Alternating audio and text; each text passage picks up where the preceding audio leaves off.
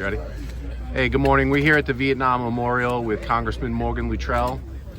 Congressman, could you tell us why Pete Hegseth is such a show of support? Navy SEALs like yourself, combat veterans, why it's so important for him to be nominated, be confirmed as Secretary of Defense? Well, the best way I can say this, if you take a look at the group of special warfare operators out here, we have Gold Star families out here, we have spouses of active duty service members, we have men and women out here, their children are in the military currently, and they're making a statement. And I've known Pete for over 10 years. He's a dear friend.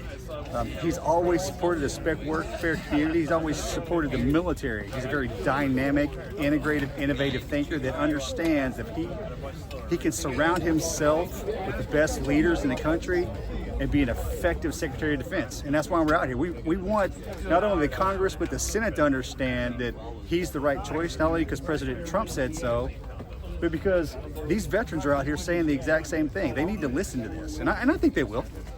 They will. How important is it to have a warfighter in that seat now with everything that happened in Afghanistan? Is this the most important thing right now? Well, so if you unpack the last 4 years, to having a warfighter in a position of authority as Secretary of Defense, there's humbleness there. There's humility.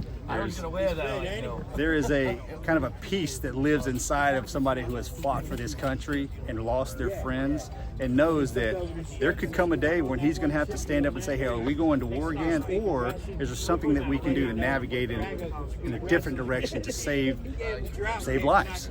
And you need somebody like that. You need somebody who's not only touched it, tasted it, felt it, and smelled it. I mean, Pete can say, hey, look, here, this is what I've seen. This is what I've heard. This is what I've felt. These are the emotions that I've gone through. And you can have those discussions with the Joint Chiefs, with the President, with the American public.